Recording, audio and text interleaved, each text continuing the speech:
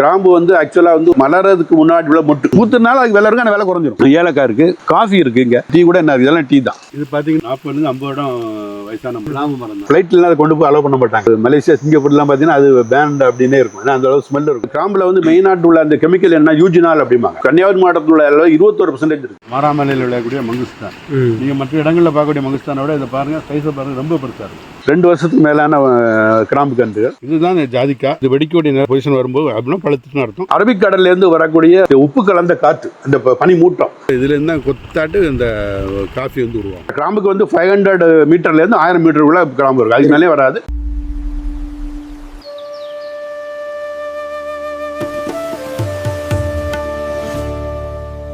ரெண்டாயிரத்தி 24 இந்தியாவால் இறக்குமதி செய்யப்பட்ட கிராம்பினுடைய அளவு 32,000 டன் அப்படின்னு சொன்னால் உங்களால் நம்ப முடியுமா? இதனுடைய மதிப்பு இந்திய ரூபாய் மதிப்பில் 1800 கோடிக்கும் மேலே. இந்தோனேஷியா மற்றும் மடகாஸ்கர் போன்ற நாடுகள்ல இருந்து தான் கிராம்பை அதிக அளவில் நாம் இறக்குமதி பண்ணியிருக்கோம். ஆனால் இந்தியாவிலேயே அதிகமாக கிராம்பு உற்பத்தி செய்யக்கூடிய மாநிலம் தமிழ்நாடு. அதுலேயும் குறிப்பாக கன்னியாகுமரி மாவட்டத்தில் தான் இந்தியாவில் உற்பத்தி செய்யக்கூடிய கிராம்பில் 80% மேலே விளைவிக்கப்படுது. கன்னியாகுமரி மாவட்டத்தினுடைய மேற்கு தொடர்ச்சி மலை பகுதிகளான மாராமலை, கரும்பாறை எஸ்டேட், அதாவது பிளாக் ராக் எஸ்டேட் அப்படின்னு சொல்லுவாங்க. அது மட்டும் இல்லாமல் பத்துகாணி, ஆறுகாணி போன்ற பகுதிகளிலும் கிராம்பு சாகுபடி செய்கிறாங்க. நம்ம சேனலில் ஏற்கனவே அதிரன் ஆக்ரோ ஃபார்ம்ஸை பற்றி ஒரு வீடியோ போட்டிருந்தோம். அந்த வீடியோவில் அதனுடைய உரிமையாளர் திரு நல்லபெருமாள் சார் அவர்கள் கன்னியாகுமரி மாவட்டத்தில் தான் 85% கிராம்பு விளைவிக்கப்படுது அப்படின்னு சொல்லியிருந்தாரு. அந்த இன்டர்வியூ முடிஞ்சதுக்கு அப்புறமா கன்னியாகுமரி மாவட்டத்தில் மட்டும் கிராம்பு இவ்வளவு சிறப்பாக வளர்றதுக்கு என்ன காரணம் அப்படின்ற ஒரு கேள்வியை அவர்கிட்ட வச்சிருந்தேன். அந்த கேள்விக்கு பதில் சொல்லும் விதமா, நீங்க மாராமலைக்கு வாங்க, எல்லா நறுமண பயிர்களும் அங்க எப்படி விளையுது அப்படிங்கறத நேரடியா நான் விளக்கமா சொல்றேன் அப்படின்னு சொல்லிட்டு மாராமலைக்கு என்ன கூட்டிட்டு போயிருந்தாரு. கன்னியாகுமரி மாவட்டம் பொதுவாக ரொம்ப அழகாவே இருக்கும். ஆனா இவ்வளவு அழகா இருக்கும்ன்றது அங்க போனதுக்கு அப்புறம் தான் என்னால உணர முடிஞ்சது. நான் பார்த்த அந்த வியூ எவ்வளவு பிரமிப்பா இருந்துச்சு அப்படிங்கறத நீங்களும் பாருங்க. அங்க கிராம்பு விவசாயம் மட்டும் இல்லாம நல்ல மிளகு, சாதிக்காய், ஏலக்காய், காஃபி, தேயிலை, லவங்கப்பட்டை, ரம்புட்டான், மங்குஸ்தான் மாதிரியான எக்ஸாட்டிக் பல மரங்களும் பயிர் செஞ்சிருக்காங்க. 1800களில் தேயிலை தோட்டமா இருந்த மாராமலை இன்னைக்கு எப்படி கிராம்பு சாகுபடிக்கு மாறுச்சு, அந்த பகுதியில் கிராம்பு எப்படி சாகுபடி பண்றாங்க, கிராம்பு மரம் எத்தனை ஆண்டுகள் வரைக்கும் பலன் கொடுக்கும், அந்த மரங்கள்ல இருந்து எவ்வளவு மகசூல் கிடைக்கும், ஏன் அந்த பகுதி கிராம்பு சாகுபடிக்கு ஏற்றதாய் இருக்கு, கிராம்பு விவசாயத்துல விவசாயிகள் சந்திக்கக்கூடிய சவால்கள் என்னென்ன, இப்படி கிராம்பை பற்றியும் மாராமலை எஸ்டேட்டை பற்றியும் நிறைய தகவல்களை பகிர்ந்துக்கிட்டாரு. இந்த வீடியோ மூலமா கிராம்பு விவசாயம் மட்டும் இல்லாம அதை சார்ந்த தொழில்கள், சந்தை நிலவரம், வேல்யூ அடிஷன், அதாவது மதிப்பு கூட்டுதல் போன்ற நிறைய தகவல்களை நீங்க தெரிஞ்சுப்பீங்க. அவர் சொன்ன எல்லா விஷயங்களையுமே அவர் மூலமாவே கேட்டு தெரிஞ்சுக்கலாம். வாங்க. வணக்கம். நம்ம இன்னைக்கு எங்க இருக்கோம் அப்படின்னா, spice capital of Tamil Nadu, masala பொருட்களுடைய ஒரு தலைநகரான மாராமலை எஸ்டேட்ல இருக்கிறோம். நான் வந்து லயன் பி நல்லபெருமாள் பிள்ளை, கன்னியாகுமரி விவசாய தோட்டக்கலை சங்கத்துடைய தலைவராக இருக்கிறேன். நம்ம தோட்டக்கலை குறித்த விழிப்புணர்ச்சியை மக்களிலே ஏற்படுத்தி கொண்டிருக்கின்ற இயக்கத்துல எல்லாம் இருக்கிறேன். ஒய்ஸ்கா இன்டர்நேஷனல் அப்படிங்கிற ஒரு உலகளாவிய ஒரு NGOல வந்து நான் தமிழ்நாடு தலைவராக இருக்கிறேன். இந்த மாராமலையை பொறுத்த அளவில் மாராமலை தான், மாராமலை டீ எஸ்டேட்டுக்கு பாருங்க, ஃபுல்லா டீ எஸ்டேட்டா இருந்தது. அப்புறம் வந்து பிரிட்டிஷ்காரங்க வந்து முதல்ல டீ எஸ்டேட்டாக போட்டிருக்காங்க. அப்புறம் 1850 இதை வந்து கிராம்பு தோட்டமாட்டு மாற்றிருக்காங்க. கிராம பொறுத்தளவில் அதனுடைய ஆரிஜின் வந்து இந்தோனேஷியாவுடைய மலுக்கு ஐலண்ட், அதாவது ஸ்பைஸ் ஐலண்ட் அப்படி சொல்லிடுவாங்க. அதில் வந்து 1600 போர்த்துகீசியர்கள் வந்து கிராம்பை கண்டுபிடிச்சிருக்காங்க. அப்புறம் கண்டுபிடிச்சி அவங்க வளர்த்துட்டு அதை வந்து மொனாப்பொலியாக இருந்திருக்காங்க. வேற எங்கேயாவது கிராம்பு யாராவது கொண்டு போனால் கூட அவங்களுக்கு தண்டனை கொடுக்கக்கூடிய அளவுக்கு அந்த சிக்டா வச்சு அவங்க அந்த ட்ரேடில் ஒரு மொனாப்பொலியாக இருந்திருக்காங்க. அப்புறம் ஃப்ரெஞ்சுக்காரங்க அதுலேருந்து ஏதோ கொஞ்சம் நாட்டுக்களை எடுத்துகிட்டு வந்து மொரீசியஸில் வச்சு வளர்த்துருக்காங்க. அதுக்கப்புறம் மொரீசியஸ்லேருந்து தான் நம்ம இங்கே இது வந்து நம்ம இந்தியாவுக்கு வந்தது. இந்தியாவுக்கு வந்துலேயும் முதல்ல வந்து 1800 குற்றாலத்தில் வந்து அதை பயிரிட்டுருக்காங்க.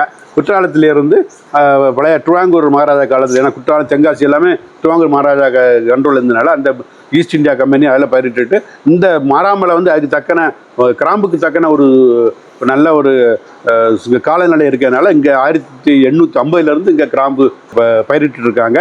கிராம்பு வந்து ஒரு முக்கியமான ஒரு நறுமண பொருள். அது வந்து இந்த நம்ம சமையலுக்கு யூஸ் பண்ணிக்கிறோம். அப்புறம் வந்து நம்முடைய மருந்து இதில் யூஸ் பண்ணுறோம். அப்புறம் நறுமணத்துக்காக நம்ம யூஸ் பண்ணிகிட்டு இருக்கிறோம். கிராம்பு எப்படின்னு சொல்லலாம்னா, நம்ம இந்தியாவில் விளையக்கூடிய 80% 90% கிராம்பு வந்து இங்கே தான் நம்ம கன்னியாகுமரி மாவட்டத்துலாம் உற்பத்தி ஆகுது. அதுவும் பார்த்தீங்கன்னா இங்கே மாராமலையில் தான் மேக்சிமம், மாராமலை கரம்பாறை எஸ்டேட்டு எல்லாம் இங்கே இருக்குது. எல்லாம் வந்து மொத்தமாட்டு ஒரு ஒரு இடத்துல நான் ஒரு கிராம்புடைய ஒரு இந்தியாவுடைய ஒரு பிறப்பிடம், தாயகம்னு சொல்லலாம். அந்த அளவுக்கு இங்கே கிராம்பு உற்பத்தி வந்து சிறப்பாக நடந்துகிட்ருக்கு. லாஸ்ட்டு கழிந்த வருடத்தில் நம்ம ஒரு 1100 மெட்ரிக் டன் வந்து இங்கேருந்து கிராம்பு உற்பத்தி ஆகிருக்கு தமிழ்நாட்டில். அதில் மேக்ஸிமம் இங்கே தான் உற்பத்தி ஆகிருக்கிறது. இது என்னென்னா கிராம்பு என்ன அப்படின்னா, அதை வந்து நம்ம கூடுதலாட்டு வந்து அதை பயிர் செய்யணும் அப்படின்னு ஏன் சொல்கிறோம் அப்படின்னா, உலகத்தில் கிராம்புக்கு வந்து பயங்கர டிமாண்டு கூடுதல். இந்தோனேஷியா வந்து 1.5 லட்சம் டன் மெட்ரிக் டன் கிராம்பு உற்பத்தி பண்ணுறாங்க அவங்க. அதுலேருந்து அவங்களுக்கு அந்நிய செலவாணி நிறைய கிடைக்குது. நம்ம கூட போன வருடம் வந்து 35,000 டன் நம்ம இம்போர்ட் பண்ணியிருக்கோம். அதனால நமக்கு ஒரு 4,000லேருந்து 5,000 கோடி நம்ம ஃபாரின் எக்ஸ்சேஞ்ச் வெளியில் போயிருக்கு, ஏன்னா நம்முடைய மருந்து தேவைக்கு. அதனால் நம்மள்கிட்ட இருக்கக்கூடிய இங்கே இருக்கக்கூடிய கால சூழ்நிலை, இங்கே இருக்கக்கூடிய வச்சு இந்த கிராம்பை வந்து நம்ம இன்னும் கிராம்பு பயிரை வந்து இன்னும் ஊக்குவிக்க வேண்டும் என்று நான் கேட்டுக்கொள்கிறேன். சரி சார். சரி, இப்போ நீங்கள் சொன்ன மாதிரி அதாவது அதிரன் ஆக்ரோ ஃபார்ம்ஸை நம்ம விசிட் பண்ணும்போதே நீங்கள் சொன்னீங்க கிட்டத்தட்ட 85லேருந்து 90% கிராம்பு வந்து இந்தியாவிலேயே கன்னியாகுமரி மாவட்டம் தான். எதனால் கன்னியாகுமரி மாவட்டம் அப்படி? அதுக்கு மெயின் காரணம் என்னென்னா காலநிலை. இங்கே பார்த்தீங்கன்னா நம்மள்ட்ட வந்து தென்மேற்கு பருவமழை, வடகிழக்கு பருவமழை, 2 பருவமழை இருக்குது. அப்புறம் வந்து இந்த சாயிலுடைய கண்டிஷன் நல்ல உரமேறிய அந்த சாயில், அப்புறம் மண், அப்புறம் வந்து என்னென்னா அது வந்து இங்கே கூடுதலாக இருக்குது. அப்புறம் இங்கே காலநிலை வந்து 30 டிகிரிக்கு மேலே போகிறதே கிடையாது. ஏன்னா இதெல்லாம் ஒரு நல்ல ஒரு சூழல். இதுதான் நம்முடைய கிராம்பு செடிக்கான ஒரு நல்ல ஒரு காலநிலை. அதனால் இங்கே வந்து நம்ம உற்பத்தி ரொம்ப கூடுதலாக இருக்குது. கடல் மட்டத்துலேருந்து எவ்வளோ உயரத்தில் இருக்கும் சார்? கடல் மட்டத்துலேருந்து நான் இப்போ பார்த்ததில் ஒரு 850லேருந்து ஒரு 1000 மீட்டர் வரை இருப்போம். 1000 மீட்டர் வரை போகும். 850 மீட்டர். இப்போ அடிக்கணக்கில்னா உங்களுக்கு? அடிக்கணக்கில்னா அது ஒரு 2400 அடி, 2500 3000 அடி வரை மேலே போகும் உயரத்தில் இருக்கும் இந்த ஏரியா. இருக்கும். அது வந்து ஒரு கிராம்புக்கு வந்து ஒரு கிராம்புக்கு வந்து 500 மீட்டர்லேருந்து 1000 மீட்டருக்குள்ளே கிராம்பு இருக்கும். அதுக்கு மேலே வராது. 500 மீட்டர்லேருந்து 1000 மீட்டருக்குள்ளே அது உயரம் இருக்கும். இதுதான் அதுக்கான எசென்ஷியல் சிச்சுவேஷன். ஓகே. இப்போ நீங்கள் சொன்ன மாதிரி இப்போ இந்த இதுலேருந்து வரக்கூடிய இப்போ இந்த பக்கம் பார்த்தா ஃபுல்லாக மிஸ்டாக தான் இருக்குது. ஆமாம். இது எல்லாமே இந்த மாதிரியான எல்லாமே நமக்கு இந்த மழை வருது அங்கே அரேபியன் சீலேருந்து தான் வருது இந்த மழை. ஏன்னா இது வந்து நமக்கு தென்மேற்கு பருவமழை அப்படிங்கிறது அரேபியன் சீல தான். அங்கே இங்கெல்லாம் இல்லை. இது வந்து நம்ம வந்து பே ஆஃப் பெங்கால் அங்கெல்லாம் கிடையாது. தென்மேற்கு அந்த அரேபியன் சீலேருந்து வரக்கூடிய அந்த கேரளா சைட்லேருந்து அந்த அரேபியன் சீலேருந்து வரக்கூடிய அந்த இதுதான் இந்த மழையும் கொண்டு வருது, அந்த காற்றும் வருது, அந்த நல்ல கால சூழ்நிலை அங்கே தான் வருது. இப்போ ஹியூமிடிட்டி, மிஸ்ட்டு இது எல்லாமே அங்கே தான் வருது. இது பக்கத்தில் தான் இந்த பாலம்பூர் எஸ்டேட் ஆனால் தெரிகிறது. அப்புறம் வந்து அந்த அப்படியே போனீங்கன்னா அப்படியே கேரளா வந்துடும். அந்த சைடு திருவனந்தபுரம் அந்த நெய்யார் டேம்லாம் வந்துடும். இப்படி இங்கே மேலே போனீங்கன்னா முத்துக்குழி வயல் போய் மேலே போனீங்கன்னா அந்த களக்காடு முன்னத்துறை ஃபாரஸ்ட்லாம் இது வந்து ஒரு அருமையான ஒரு இளமைப்பில் இது இருக்குது. இப்போ இமயமலை இது மாதிரியான உயரமான மலைகள் வந்து இந்தியாவிலே இருக்குது. இப்போ அங்கே பயிர் பண்ணுறத விட இங்கே பயிர் பண்ணுற கிராம்புக்கு வந்து அந்த டேஸ்ட்டு, அந்த அரோமா அதெல்லாம் இருக்கிறதுக்கான காரணம் நீங்கள் சொல்கிற இந்த காரணிகள்னால தான். காரணம் இங்கே வந்து இப்போ நமக்கு வந்து இப்போ GI டேக் கொடுத்துருக்காங்க. அதாவது அந்த ஜியாலஜிக்கல் புவிசார் குறியீடு கொடுத்துருக்காங்க. அதுக்கு வந்து கொடுத்துருக்காங்க. அதுக்கு என்ன காரணம்னா இங்கே வந்து இந்த அதில் கிராம்பில் வந்து மெயினாட்டு உள்ள அந்த கெமிக்கல் என்ன யூஜினால் அப்படிம்பாங்க. யூஜினால் வந்து மற்ற இடங்களில் உள்ள கிராம்பில் கூட 17% தான் இருக்குது. வேறு வெளிநாட்டு உள்ளதில் கூட 17% இருக்குது. ஆனால் கன்னியாகுமரி மாவட்டத்தில் உள்ள 21% இருக்குது. 21% யூஜினால் கண்டென்ட் இருக்குது. அப்புறம் அதுவும் குவாலிட்டி நல்ல குவாலிட்டியான இருக்குது. ஏன்னா அதுதான் டிசைட் பண்ணணும் அப்போ கிராம்பு. அதனால் இங்கே அதில் கிராம்பு என்னென்னா இங்கே வந்து கிராம்பை பொறுத்தளவில் கிராம்பு வந்து ஆக்சுவலாக வந்து அதாவது மலர்றதுக்கு முன்னாடி உள்ள மொட்டு, அதான் அது மலர்றதுக்கு முன்னாடி மொட்டை தான் பறிப்பாங்க. மொட்டு அதுவும் அதனுடைய இலை, அதனுடைய காம்பு எல்லாமே விலை தான். எல்லாத்துலேயுமே யூஜினால் அந்த எக்ஸ்ட்ராக்ட் எடுக்கலாம். அதை வச்சு நல்ல விலை. ஆனால் குவாலிட்டி மட்டும் இப்போ இலைன்னா கொஞ்சம் குவாலிட்டி மாறும். அந்த மொட்டு நம்ம கிராம்புன்னு சொல்கிறதுல தான் நல்ல ஃபஸ்ட் குவாலிட்டியாக இருக்கும். அதை வந்து எடுத்துக்கலாம். இப்போ கிராம பொறுத்தவரை மதிப்பு கூட்டின, அதாவது வேல்யூ அடிஷன் மாதிரி, அதாவது அதோட டீ இல்லை எசென்ஷியல் ஆயில் அந்த மாதிரி பண்ணுறாங்களா? எசென்ஷியல் ஆயில் நிறைய எடுக்கிறேன். எசென்ஷியல் ஆயில் எடுக்கிறக்காண்டு இந்த கிராம்பே நமக்கு வெளியூரில் கொண்டு போகுது.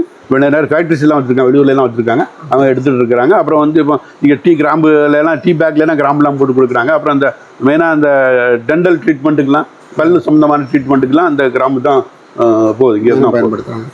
இப்போ நீங்கள் சொன்ன மாதிரி அதாவது இந்த எசென்ஷியல் ஆயில்னா அது இலையிலேருந்து எடுப்பாங்களா இல்லை அந்த பூலேருந்து? அதாவது எல்லாத்துலேயுமே யூஜினால் ஆயில் எல்லாத்துலேயுமே எக்ஸ்ட்ராக்ட் எடுக்கலாம். இப்போ இலையிலேருந்து எடுக்கலாம், பூவிலேருந்து எடுக்கலாம், அந்த காம்புலேருந்து எடுக்கலாம், அந்த இதில் பட்டுலேருந்து எடுக்கலாம், எல்லாத்துலேருந்து எடுக்கலாம். இது வந்து ஒரு நர்சரி. இங்கே வந்து நாங்களே உற்பத்தி பண்ணிகிட்டு இருக்கிறோம். இது வந்து ஒரு 6 மாசத்துலேருந்து 1 வருஷத்துக்குள்ள உள்ள கிராம்பு கன்றுகள். ரொம்ப பாதுகாப்பாக வைக்கணும் அது. ஏன்னா தண்ணி கட்டக்கூடாது. மழை பெஞ்சிட்டு இருக்கு, எல்லாம் தண்ணி வடிஞ்சு போனதில்லை. அது இங்கே வந்து பார்த்தீங்கன்னா இங்கே பாருங்கள், இது வந்து ஒரு 2 வருஷத்துக்கு மேலான கிராம்பு கன்றுகள். இதை வச்சு நம்ம ஒரு பலன் எடுக்கணும்னா 6லேருந்து 8 வருஷத்துக்கு அப்புறம் தான் பலன் ஆரம்பிக்கும். ஆனால் முழு பலன் எடுக்கணும்னா 15 வருஷத்துக்கு மேலே ஆகும்.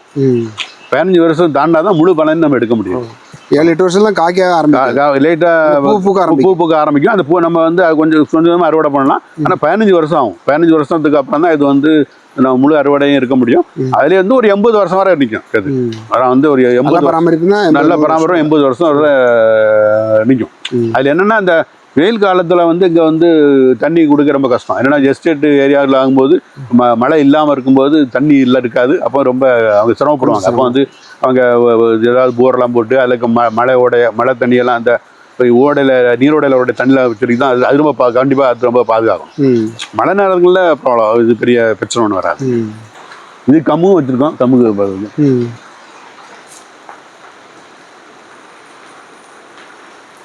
இங்கே வந்து எல்லாமே கிடைக்கும். எல்லா ஸ்பைசஸ் இருக்குது. அதாவது பார்த்தீங்கன்னா இப்போ வந்து கிராம்பு, பெப்பர் இருக்குது, அப்புறம் இங்கே நட்மக் இருக்குது, ஜாதிக்காய் இருக்குது, அப்புறம் வந்து இந்த பட்டை சொல்லுவோமே அந்த லவங்கப்பட்டை, அந்த அந்த பட்டை இருக்குது. ஆல் ஸ்பைசஸ் எல்லாம் இருக்குது. ஏலக்காய் கூட இருக்குன்னு, ஏலக்காய் இருக்குது. காஃபி இருக்குது. இங்கே வந்து காஃபி இருக்குது. முன்னாடி டீ எஸ்டேட்டாக இருந்தாலும் டீ மரம், டீ கூட என்ன இருக்குது, இதெல்லாம் டீ தான். இந்த முன்னாடி அந்த அதனுடைய இது இருப்பாங்க, அந்த டீ எஸ்டேட்டாக இருந்தாங்க அடையாளம் அதெல்லாம். அப்படி ஆனால் இப்போ அதை எதுவும் டீ இல்லை. இங்கே பார்த்துட்டு இருக்கக்கூடிய மரம் வந்து 25 வருஷம் வயசுள்ள ஒரு கிராம்பு மரம். இது பார்த்தீங்கன்னா இதுதான் இந்த இலை. இதில் வந்து இந்த இதுலேருந்து தான் மொட்டு வரும். இதுலேருந்து மொட்டு வரும். வந்து நம்ம டிசம்பர் டு பிப்ரவரியில் நம்ம வந்து அதை பறிச்சிடும். மொத்தம் 3 மாதம் தான் ஹார்வெஸ்டிங் டைம். இது தண்ணி இது அந்த ஏப்ரல் மேலே தான் ஏற்கனவே சொன்ன மாதிரி தண்ணி விட ரொம்ப சிரமமாக இருக்கும். மேலே அங்கே ஒரு ஆறு ஓடுது. அந்த ஆற்றுல இருந்து அப்படி தண்ணியை கொஞ்சமாக கொண்டு வந்து இப்படி அப்போ வந்து ட்ரிப்ளிகேஷன் மாதிரி தான் கொஞ்சம் கொஞ்சமாக தான் தண்ணி கொடுக்க முடியும். இதுக்கு என்னென்னா தண்ணி கட்டவே கூடாது. தண்ணி கட்டினா வேற எழுதி மரம் செத்துப்போம், மரம் வந்து பற்றும். அதனால வந்து தண்ணி வந்து கட்டவே கூடாது. மரத்தில் இப்போ நீங்கள் இந்த சுற்றி ஒரு அணை மாதிரி வச்சுட்டு ஒரு கொஞ்சம் லிட்டர் தண்ணி விட்டுருந்தீங்கன்னா மரம் வந்து அப்புறம் எந்த விதமான பிரயோஜனமும் இருக்காது. தண்ணி வேணும், ஆனால் இப்போ பேட்டியாக வடிஞ்சிட்டு பேட்டியாக இருக்கணும். அதான் முக்கியமானது. அதனால தான் மாறாமலை எஸ்டேட்னால இந்த ஸ்லோப்பாக இருக்கிறனால தண்ணி வரும். அப்படி வடிஞ்சு போய்க்கல அது வந்து இந்த சவுண்டு உங்களுக்கு சத்தம் கேட்குறது அந்த அழகிய நீரோட அதில் போயிட்டு இருக்கு. ரொம்ப அருமையான நீரோட அது இதாக போயிடும். சரி சார், இங்கே சம்மர்ன்றது எத்தனை மாதம் சார்? சம்மர் வந்து ஆக்சுவலாக சம்மர் அப்படிங்கிறது ஏப்ரல், மார்ச், ஏப்ரல், மே வரை இருக்கும். மே செகண்ட் வீக்கில் நமக்கு ஓரளவுக்கு இந்த ஜூன் அந்த தென்மேற்கு பருவமழை ஆரம்பிக்கிறதுனால சாரல் வந்து மே மாதம் வந்துடும். இது மார்ச் ஏப்ரலில் தான் கொஞ்சம் இதாக இருக்கும், கோடையாக இருக்கும். கோடையிலேயே மழை பெய்யும் எல்லா இடங்களில். ஆனால் இப்போ வந்து இப்போ கழிந்த கிராம்பு சீசனில் அங்கே வந்து கிராம்பு ரொம்ப கம்மி, ரொம்ப. ஏன்னா அதுக்கு முன்னாடி நல்லா இருந்துச்சு, ரொம்ப சீசன் கம்மி. ரெண்டாவது நாங்கள் என்னென்னா இந்த பருவநிலை மாற்றம் இருக்குல்ல, அதனால தான் அது ஒரு காரணமாக இருக்குமோ அப்படின்னு எடுத்துகிட்டு இருக்கோம். என்னென்னா நல்ல பூக்கொடி டைமில் பூ ஆரம்பிக்கிற சமயத்தில் வந்து பெரும் மொட்டு புடிக்கொடி நேரத்தில் நல்ல மழை வந்துச்சுன்னா எல்லாமே போயிடும். அதனால் அந்த பருவநிலை மாற்றம் வந்து மிகப்பெரிய ஒரு தாக்கத்தை அங்கே வந்து ஏற்படுத்தணும்னு எதிர்பார்க்கணும். அதுக்கு தக்க நம்ம கொஞ்சம் கவனமாக இருக்கணும்னு இன்னைக்கு கூட பேப்பரில் போட்டிருந்தாங்க. அதாவது சூப்பர் எல்னினோ வந்து கன்ஃபார்ம் பண்ணிட்டு இருக்காங்க அப்படின்னு சொல்லிட்டு.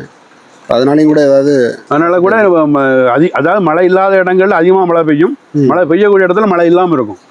அதுதான் மேநாட்டு உள்ள இந்த பார்த்தீங்கன்னா இப்போ நம்ம நார்த் இந்தியாவில் அஸ்ஸாம்லாம் கடுமையான மழை பெஞ்சிருக்கு இந்த டைமில். இப்போ அந்த அளவுக்கு மழை பெய்யக்கூடிய டைம் இல்லை. ஆனாலும் அந்த டைமில் மழை பெஞ்சு மக்கள்லாம் பாதிச்சிருக்காங்க. அது வந்து காலநிலை மாற்றம் தான். நம்மளும் அதுக்கு தக்கன நம்மளும் அரசாங்கமும் அதனுடைய காலநிலை மாற்றத்துக்கு தக்கன திட்டங்களை வந்து திட்டி மக்களுக்கு வந்து உதவி பண்ணணும். சரிங்க சார். இப்போ இந்த மரம் 25 வருஷம்னு சொன்னீங்க. ஒரு ஈல்டு தான் பறி இருக்கு இல்லையா சார்? ஒரு ஈல்டு தான். அந்த மொட்டு வரும்போது நம்ம பறிச்சிடும், அவ்வளோதான். அதில் எவ்வளோ உற்பத்தி பண்ணும் சார் இந்த மாதிரி மரம்லாம்? இது வந்து ஒரு 10 கிலோ வரும்.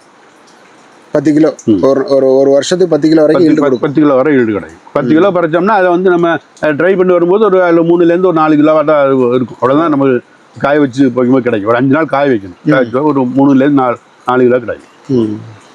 10 கிலோ காய வச்சா. ஆமாம்.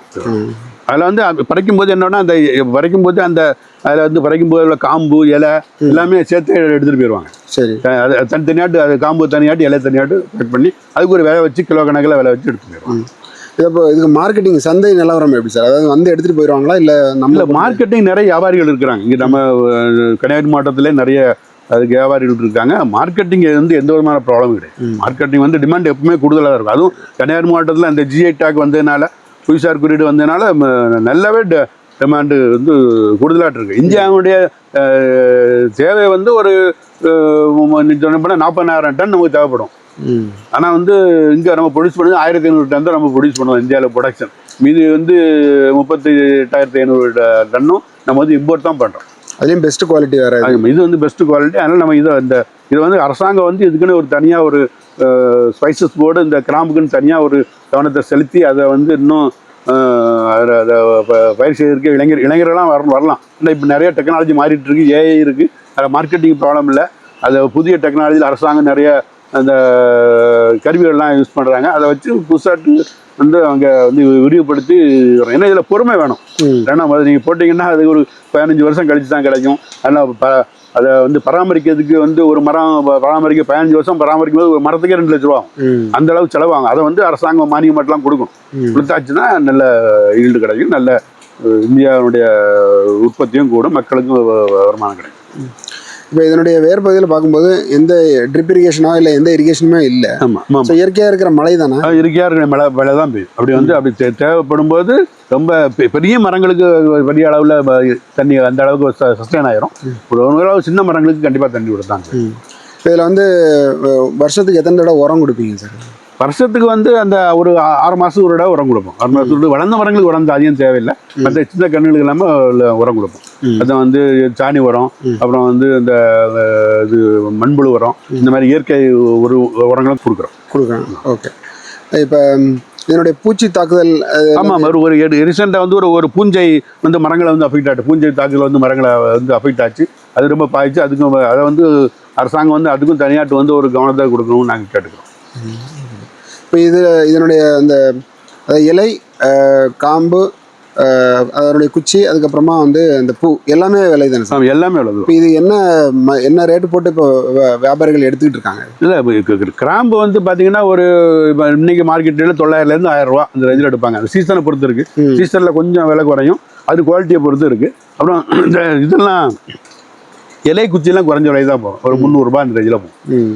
இலை குச்சியெல்லாம் 300 ரூபாய்க்கு போகும். கிலோ 300 ரூபாய்க்கு போகும். பூ தான் இருக்குதுல? பூ தான். அது பூ அல்ல, அது நம்ம நாங்கள் பூன்னு சொல்ல முடியாது. அதாவது மலர்றதுக்கு முன்னாடி கூட மொட்டு, பூன்னு சொல்லக்கூடாது. மொட்டு தான். மொட்டு தான். பூத்துனால அது விலை இருக்கும், அந்த விலை குறைஞ்சிரும். அது பூக்களுக்கு முன்னாடி பறிச்சிடணும்.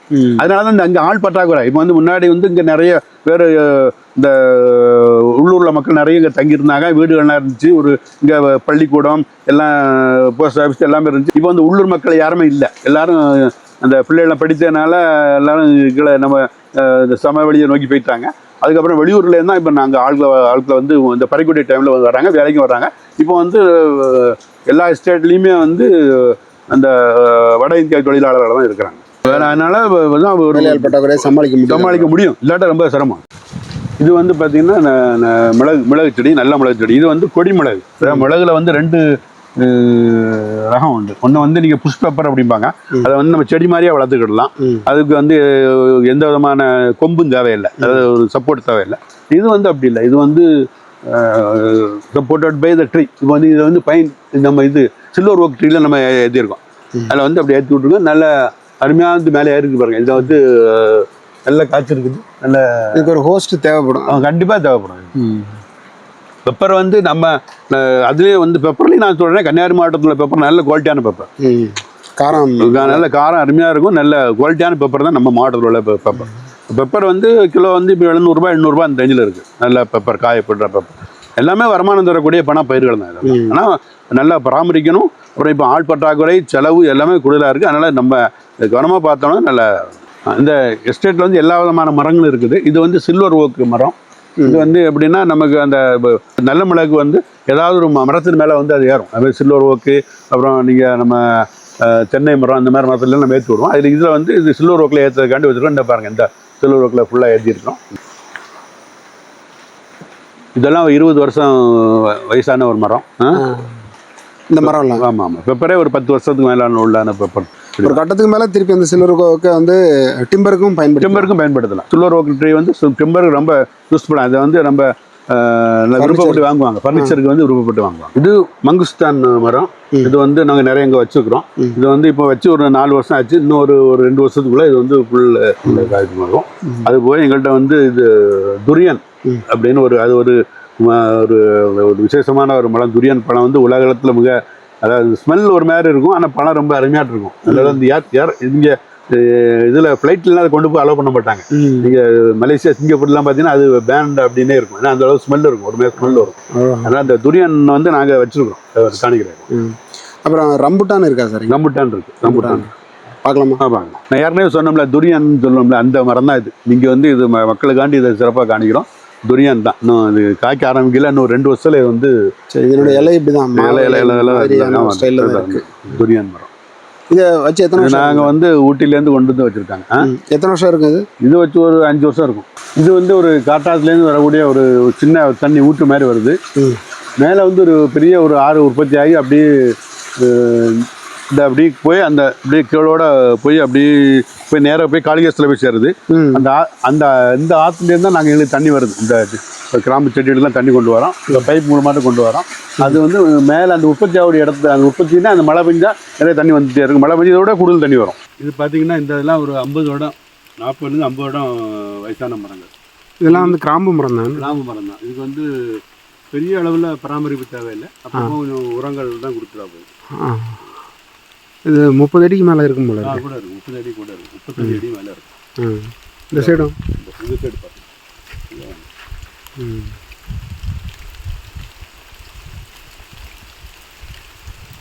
இதெல்லாம் ஏறி பறிக்கிறது ரொம்ப சிரமம். இதெல்லாம் பறிக்கிறதுக்கு அதுக்குள்ள ஸ்கில்டு லேபர் தான் வந்து பண்ண முடியும். ஏணி மாதிரி வச்சு பறிக்க முடியும். மாராமலையில் விளையக்கூடிய மங்குஸ்தான். நீங்கள் மற்ற இடங்களில் பார்க்கக்கூடிய மங்குஸ்தானை விட இதை பாருங்கள், சைஸை பாருங்கள், ரொம்ப பெருசாக இருக்கும். காய் வந்து ரொம்ப பெருசாக இருக்கும். சாதாரண கடைகளில் இருக்கக்கூடிய மங்குஸ்தான் வந்து ஓரளவு சின்ன சின்ன காயாக இருக்கும். இது பாருங்கள் எவ்வளோ பெரிய மங்குஸ்தான் இருக்கும். அது வந்து இந்த மண்ணின் வாக்கு, அந்த ஹியூமஸ் சாயில் சொல்லுவாங்க. மண்ணில் உள்ள சாயில் அதில் விளையக்கூடிய நல்ல ஒரு திராணியாட்டு இருக்கு பாருங்க மங்குஸ்தானை பாருங்க. இது வந்து காஃபி பூ. இந்த பூவில் இருந்தால் காய் ஒரு உற்பத்தி ஆகும். பூ எவ்வளோ அருமையாக இருக்குது பாருங்கள், மல்லிகைப்பூ மாதிரி இருக்கும். அதனுடைய வாசனையும் அந்த அளவுக்கு ஒரு ஃப்ளேவர் மாதிரி நல்லா இருக்கும், நல்ல வாசனையாக இருக்கும். இதுலேருந்து தான் கொத்தாட்டு இந்த காஃபி வந்து உருவாகும். நல்ல சொல்லுவாங்க. இது மாராமலையில் விளையக்கூடிய ஸ்பெஷல் காஃபி பாருங்கள், அவ்வளோ அருமையாக இருக்குது. இந்த காஃபி வந்து நல்ல ஒரு ப்ரீமியம் தரத்தில் உள்ள காஃபி. நல்லா விளைஞ்சதுக்கப்புறம் இதை எடுத்து நம்ம காஃபியாக ரோஸ்ட் பண்ணி அதை யூஸ் பண்ணுவாங்க. இது வந்து ஜாதிக்காய் மரம். நல்ல வளர்ச்சியான மரம். நல்ல காய்பழம் நல்லா கிடைக்கும். இந்த பாருங்கள் எப்படி காய்ச்சிருக்கு பாருங்கள், சூப்பராக காய்ச்சிருக்கும். இது நல்ல ஜாதிக்காயும் குவாலிட்டியான ஜாதிக்காயாக இருக்கும். இங்கே வந்து மாராமலை ஜாதிக்காய் வந்து ரொம்ப நல்ல அருமையான ஜாதிக்காயாக இருக்கும். இதுதான் இந்த ஜாதிக்காய். இது என்னென்னா இதை வந்து நம்ம இது கொஞ்சம் இது வெடிக்கக்கூடிய இது தரணது அந்த பொசிஷன் வரும்போது அப்படின்னா பழுத்துன்னு அர்த்தம். உள்ளே வந்து அந்த கொட்டை இருக்கும், அது வந்து ஜாதிக்காய். அது வந்து சமையலுக்கு அதெல்லாம் போகும். அப்புறம் அது மேலே ஜாதி பத்திரி இருக்கும், அதுவும் நறுமணம் ஊட்டி, அதுவும் எல்லாம் நல்ல பிரியாணியில் போடுவாங்க. நல்ல யூஸ் பண்ணுவோம். அதுதான் விலை கூடுனது. அது வந்து ஒரு கிலோ 1500 ரூபா 2000 ரூபா வரும் ஜாதி பத்திரி. அப்புறம் ஜாதிக்காய் உள்ளே இருக்கும். இப்படி மேலே உள்ள இந்த சதப்பட்டை வந்து நம்ம வந்து ஊறுகாய் போடலாம். அதுக்காக வந்து அது வந்து நல்ல ஒரு கேஷ் கிராப், விவசாயிகளுக்கு நல்ல வருமானம் தரக்கூடியது. இதை வந்து நம்ம ஊடு பயிராட்டு, கிராம்புக்குள்ளே ஊடு பயிராட்டு போடலாம். இப்போ வந்து நீங்கள் மாராமலை எடுத்துக்கிட்டிங்கன்னா கிராம்பு, ஜாதிக்காய், பெப்பர், இந்த 3 தான் மெயினாட்டு வந்து போடுறாங்க. அது போக ரம்புட்டான் இந்த மாதிரி பல மரங்களும் போடுறாங்க. நீங்கள் பார்க்கக்கூடியது தான் பெருஞ்சாணி அணை. இது வந்து கன்னியாகுமரி மாவட்டத்தினுடைய நீர் ஆதாரங்களில் 2, அதாவது ஒன்று வந்து பேச்சுப்பாறை, இன்னொன்று பெருஞ்சாணி. 2 வந்து முக்கியமான நீர் ஆதாரம். அதில் வந்து இது வந்து பெருஞ்சாணி அணை. இந்த வியூவை பாருங்கள். நம்ம ஒரு சுற்றி மலை நடுவில் வந்து பெருஞ்சாணி. இங்கே பெய்யக்கூடிய இந்த மலையில் பெய்யக்கூடிய தண்ணியெல்லாம் அந்த பெருஞ்சாணி அணையில் தான் தேக்கி வச்சு நமக்கு வந்து தோவாள சேனல் மற்றும் பல்வேறு சேனல் மூலமாக நம்ம விவசாயத்துக்கு நம்ம பயன்படுத்திட்டு. சார், மதிப்பு கூட்டுதலை பற்றி நீங்கள் சொன்னீங்க இல்லையா, கிராம்பு விவசாயத்தில் இந்த மாதிரியான உதவிகள் செஞ்சால் நல்லாயிருக்கும் அப்படின்னு சொன்னீங்க. அது என்னென்னு சொல்ல முடியுமா சார்? அதாவது அரசாங்கத்துக்கு வந்து பல கோரிக்கைகள் நிறைய இருக்குது. கிராம விவசாயிகள் சார்பாட்டு கோரிக்கைகள் இருக்குது. ஏன்னா இந்த ஜிஐ டேங்க் வாங்கினாங்க. அது ஜிஐ அந்த டேக் வாங்குறதுக்கே அவங்க வந்து நம்ம பிளான்டர்ஸ் அசோசியேஷன்லாம் இணைஞ்சு தான் வாங்கினாங்க. கன்னியாகுமரி மாவட்ட பிளான்டர்ஸ் அசோசியேஷன், கரும்பாறை பிளான்டர்ஸ் அவங்க இணைஞ்சு தான் அரசாங்கத்தின் மூலம் வாங்கினாங்க. அது ஒரு பெரிய ஒரு நல்ல ஒரு முயற்சி. அது நல்ல ஒரு மதிப்பு கூட்டுதலுக்கான பேசிக்கே அதுதான் அது இருக்குது. இந்த அது என்னென்னா தரமான கிராம்பு நாற்றுகளை வந்து அரசாங்கம் உற்பத்தி பண்ணி நம்ம விவசாயிகளுக்கு கொடுக்கணும், இலவசமாக கொடுக்கணும். அதுபோல் அது சம்மந்தமான இடுபொருட்களும் அவங்க கொடுக்கணும்.